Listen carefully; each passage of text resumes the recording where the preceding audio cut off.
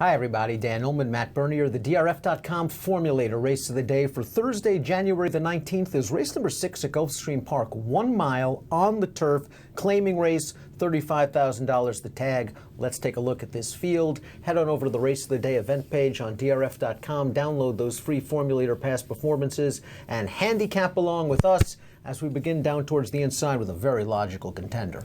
I suppose you could say Nassau Talent is the horse to beat. I just look at his overall body of work and say, what has he done on the racetrack thus far that makes him such a standout in here? He's 9 to 5 in the morning line. You're right, he's a logical contender. It wouldn't be a surprise at all if he won.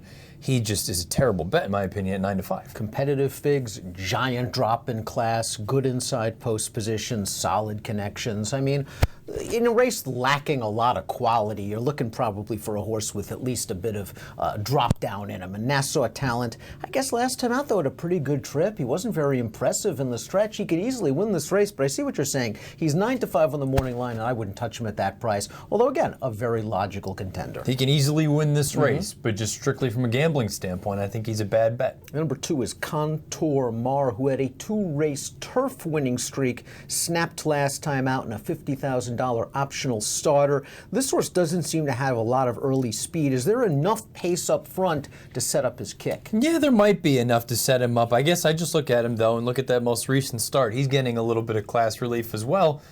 I didn't think he had any excuse. He had a little bit of traffic, but at the end of the day, he was just even down the lane.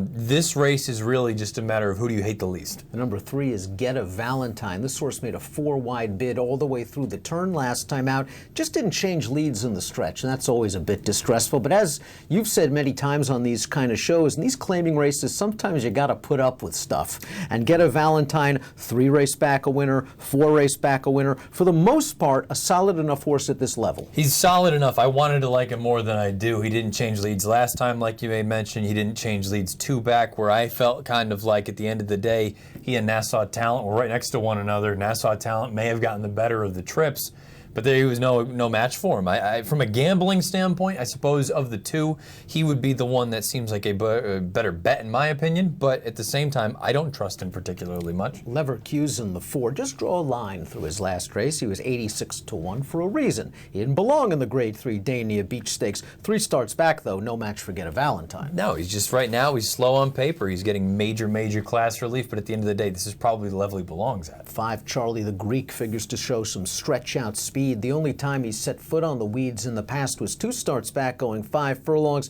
and he was simply outpaced in that sprint. He's going to be more forwardly placed in this spot. Maybe he steals it. It's interesting to note the dam's a half to Annette, who was a Del Mar Derby winner, obviously going 2 turns on turf. Mikhail Yanikov, past 2 years dirt to turf, over 31. Number 6, Ready Poncho, wasn't embarrassed in his career debut, passing a few tired horses in the stretch.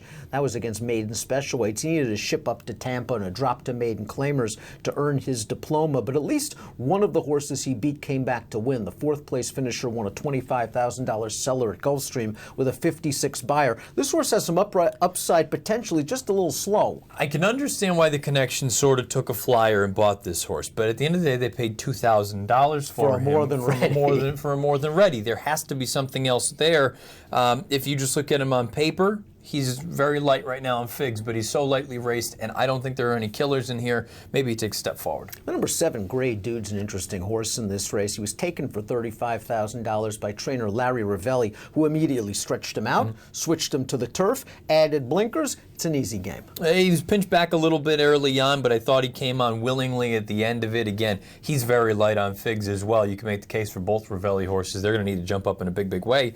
It's just a matter of they're both lightly raced and you don't know. Maybe this is what they are, or maybe they do move forward. If you don't like anybody that's run on the turf, why not try the stranger? Yeah. The 8 is Motown Man by the good turf sire City Zip, 13% first-time turf winners. Now, while the Dam was a stakes winner on dirt that went 0 for 1 on turf, has foaled 2 foals that did not win on turf, that Dam's a half to Coping Away, who was a stakes winner on turf. So there's enough turf in this pedigree that maybe Motown Man just has to take a little step forward. Yeah, Coping Away won the English Channel at Gulfstream back in 2016. There are a couple things that I don't like about this horse, though. One, I think he's going to go right at the front. I don't think there's much question about that from the outside post. Ian Wilkes, past 5 years, first-time turf and route races, is 2 for 99 with an 18-cent ROI. Also worth noting, on the 16th of January, Mike Welsh, Mike Vesci, in our Clocker report noted that this horse was on his wrong lead the entire way, and 2 works back. He was on his wrong lead the entire way.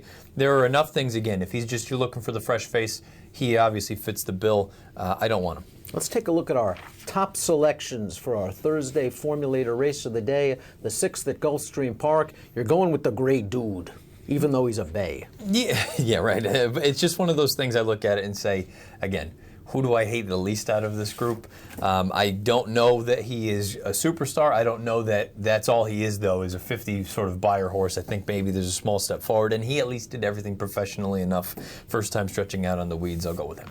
Get a Valentine's, my top pick in here, the number 3. Showed the ability to stay close to the pace 3 and 4 starts back. If the pace is moderate, he can be close. If it's fast, he can rally. He was wide last time out. He has figs 1 and 3 back that indicate he can be a strong contender in this race. 3-1-8-2 for me, 7-1-3-8 for Matt in the DRF.com Formulator Race of the Day. And get ready for this. Get ready for this. DRF bets. You think you know what I'm going to say? Oh, no. Wow. 300 Wow. sign-up bonus. Join DRF bets for a huge bonus. That is a huge bonus. I like the little URL there.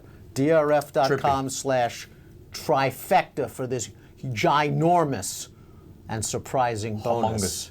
Approximate post time for race number 6 at Gulfstream on Thursday, 3:02 Eastern. Good luck.